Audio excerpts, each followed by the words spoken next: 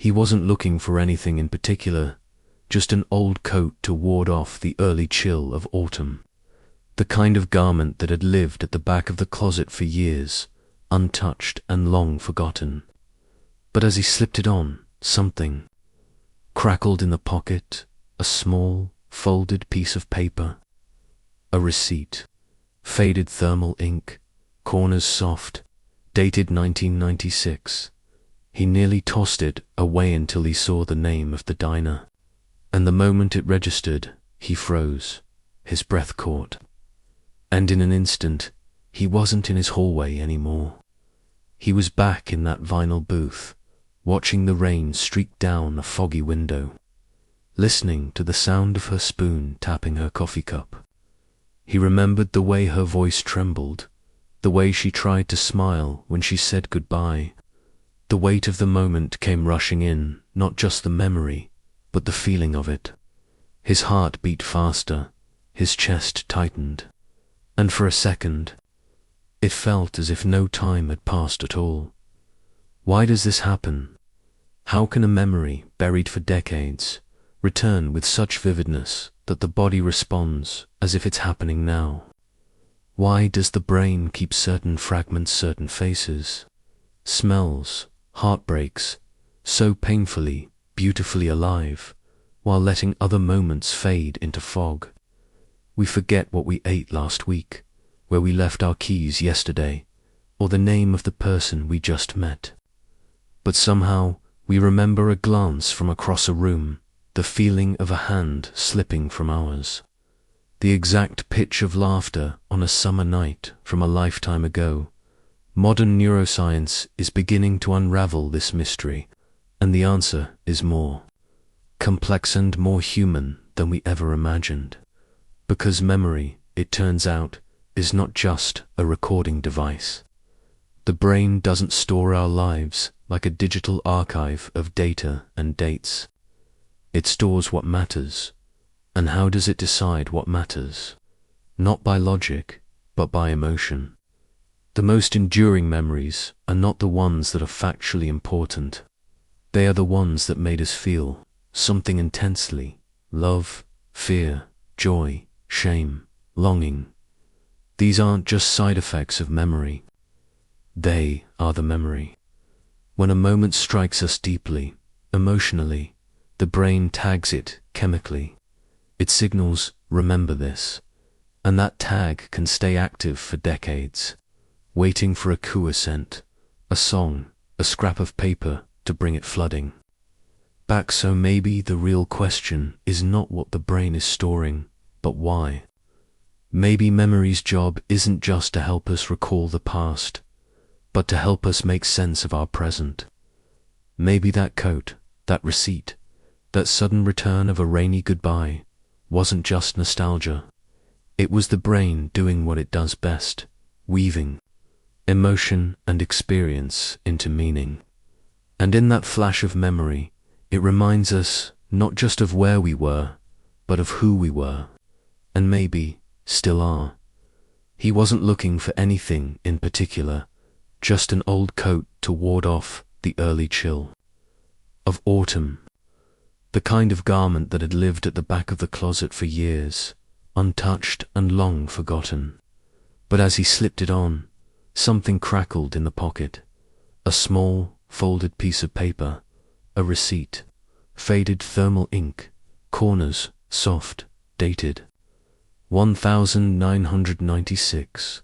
He nearly tossed it away until he saw the name of the diner, and the moment it registered, he froze, his breath caught, and in an instant, he wasn't in his hallway anymore. He was back in that vinyl booth, watching the rain streak down a foggy window, listening to the sound of her spoon tapping her coffee cup. He remembered the way her voice trembled, the way she tried to smile when she said goodbye. The weight of the moment came rushing in, not just the memory, but the feeling of it.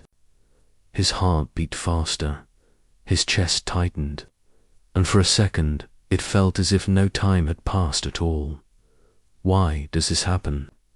How can a memory, buried for decades, return with such vividness that the body responds as if it's happening now. Why? Does the brain keep certain fragments, certain faces, smells, heartbreaks so painfully, beautifully alive, while letting other moments fade into fog? We forget what we ate last week, where we left our keys yesterday, or the name of the person we just met.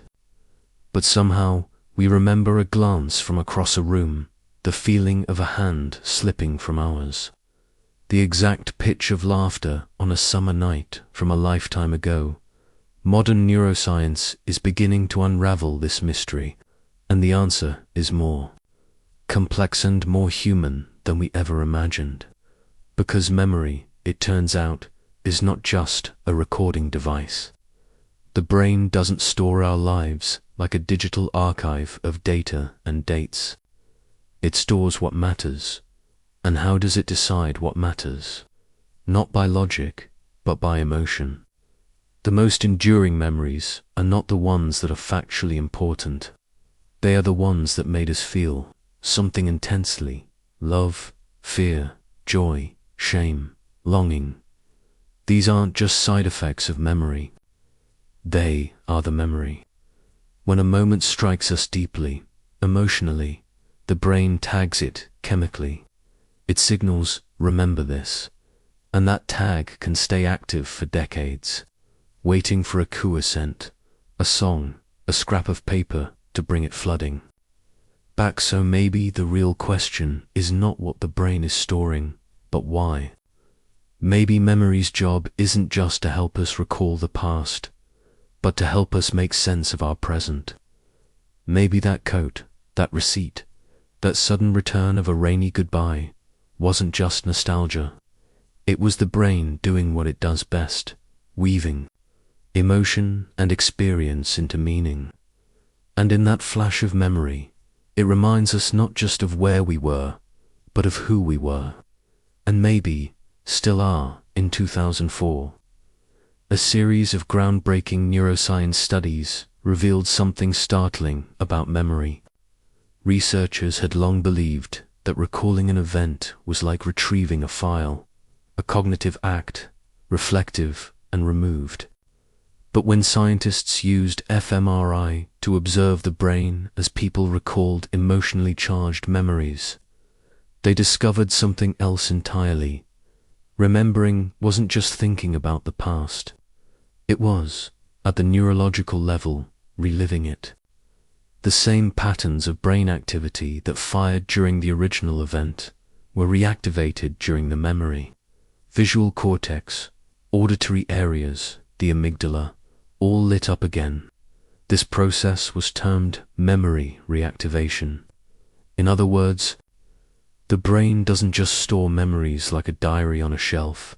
It replays them like a scene in a theater. And the more emotional the memory, the more immersive the replay. The implications were profound. Emotionally charged memories don't just get stored, they get reinforced. The brain flags them as vital because evolution taught it this. What makes us feel deeply might be important for our survival. A near-death experience, a betrayal, a kiss that changed everything. These aren't just events, they're alerts, and the brain, in its protective brilliance, keeps them accessible.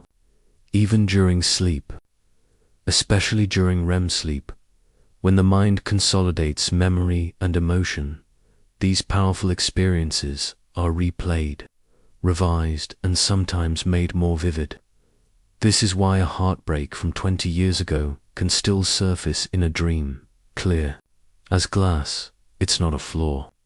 It's design, but here lies the dilemma. What helps us learn from emotional events also means we relive them, sometimes endlessly. A childhood wound, a traumatic moment, the last words spoken in a hospital room. These memories can resist time. While the world moves forward, the brain holds on. The pain doesn't decay. The memory doesn't age. And so we find ourselves stuck in loops, moments that revisit us uninvited, too vivid, too loud, too fresh. We cry over a goodbye that happened decades ago. We flinch at voices long silenced. We replay conversations we wish had ended differently. The brain, trying to protect us, keeps reopening the file. So what do we do when the past feels too present?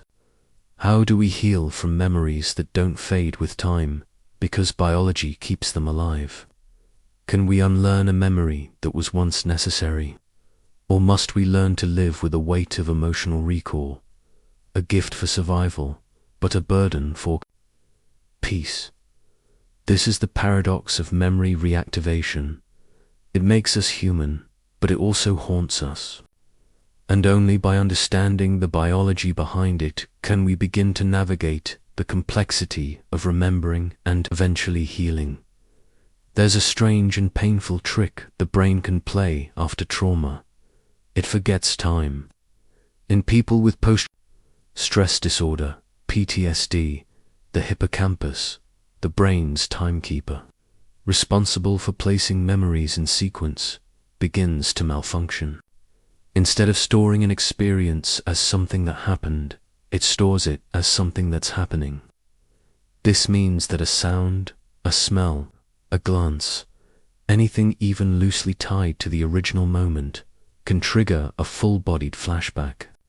A car backfires, and the soldier dives for cover. A scent of aftershave, and the survivor feels their throat tighten. The brain doesn't remind them of the trauma. It recreates it. The same stress circuits fire. The body floods with cortisol. The nervous system prepares to flee or fight. It's not just memory, it's time collapse. And it's not chosen, it's biological. But this system, the one that keeps trauma alive, also has a softer counterpart: nostalgia. Nostalgia, too, draws from the limbic system, the hippocampus, the amygdala. It, too, tugs at the default mode network DMN, the introspective brain network that activates when we daydream, reflect, or imagine. But instead of flooding us with fear, nostalgia wraps the past in warmth. It's a kind of emotional storytelling, a selective remembering. The old bedroom, the music from college, the crackle of a radio, they may not return as exact facts, but as feelings. Bittersweet, comforting, a little sad, deeply meaningful. Nostalgia doesn't care whether the memory is precise. It cares that it meant something. And in that way, it soothes rather than startles. It's memory with color, not code. The default mode network is key to understanding. This difference is not just a resting state. It's the seat of memory, identity, and narrative construction. When it activates, we stitch together past, present, and imagined future into a sense of self. It's where we ask not just what happened, but what does it mean about me? That's why some memories feel so fresh even decades later. There's still active threads in our personal story. The breakup that shaped how we love, the loss that reshaped what we value, the triumph that gave us courage. These moments don't age the way other facts do, because the DMN isn't sorting data, it's building identity. And in that process, emotional weight often trumps historical accuracy. The flashbulb memory studies on 9/11s made this strikingly clear. Researchers interviewed people shortly after the attacks, asking them to recall where they were, what they were doing, who they were with. Then, over the years, they followed up. Most participants swore they remembered it exactly. But when their original accounts were compared to their later ones, the facts had changed, sometimes dramatically. Details had been added, adjusted, locations reversed. But one thing stayed the same: the emotional intensity, the feeling of that day, the shock, the fear, the awe remained untouched. It wasn't the facts they were remembering. It was the feeling of the facts. This raises a deeper question. What are we actually remembering when we revisit the past? Are we recalling the event itself, or the emotional echo it left behind? Is memory a snapshot, or a painting? The truth, neuroscience suggests, is somewhere in between. The brain stores data, yes, but it prioritizes emotion. It reconstructs, rather than replays.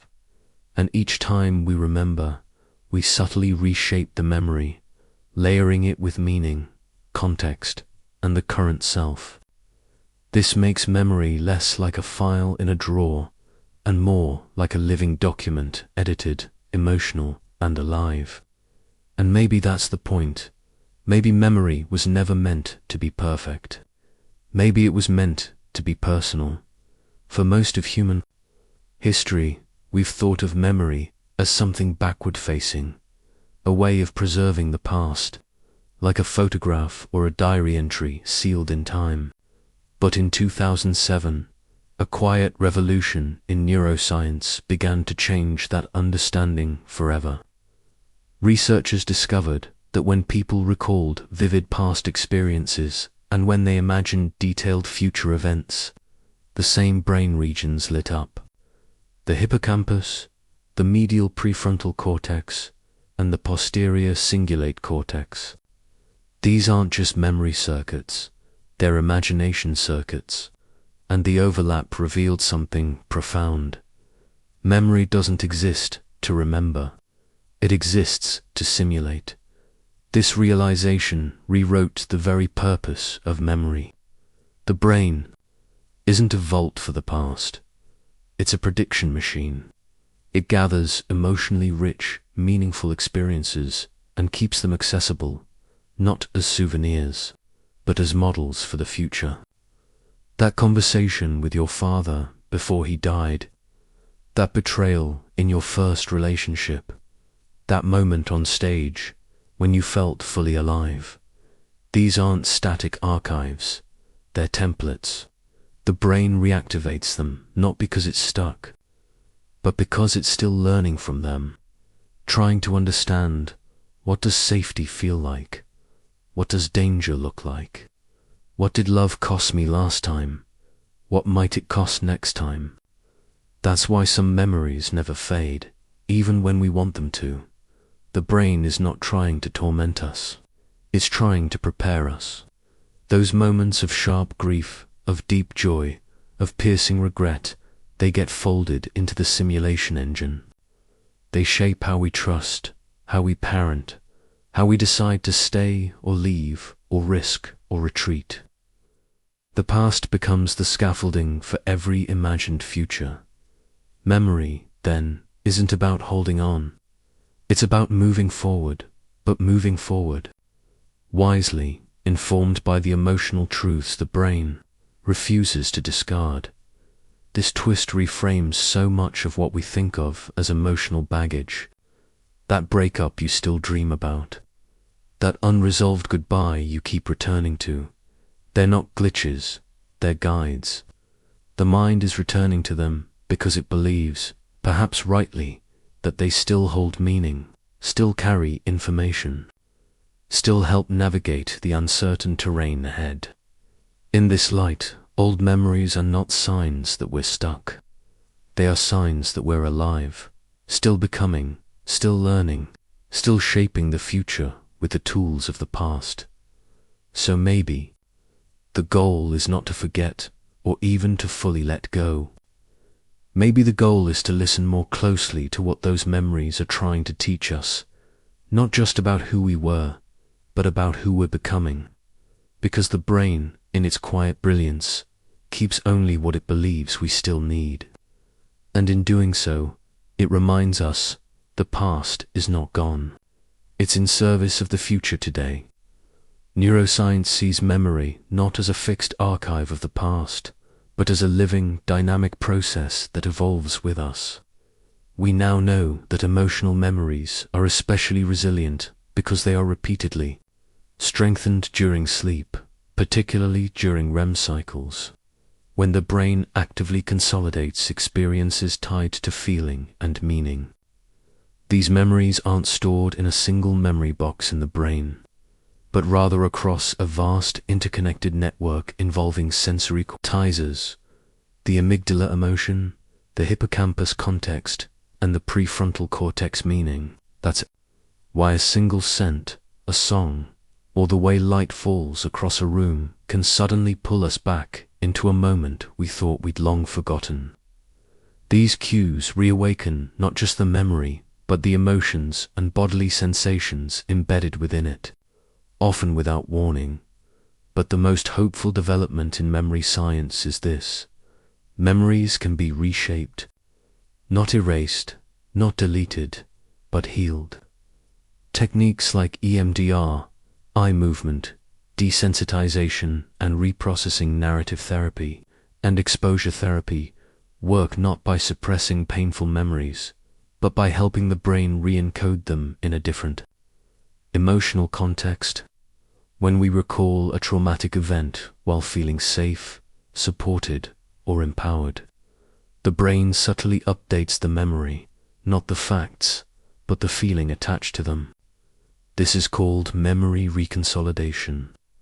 It means that every time we revisit a memory in a new state of mind, we have the opportunity to rewrite its emotional signature. The story doesn't change, but its weight can. This is why emotionally fresh memories, the ones that return uninvited, vivid and sharp, matter so deeply. They're not glitches, they're invitations. They show us where the emotional terrain of our lives still needs tending. They remind us of who we've been, not to trap us in nostalgia or regret, but to guide us toward clarity, integration, and meaning. A memory that lingers often contains something unresolved. A lesson, a truth, a moment that still defines how we love, how we fear, how we choose.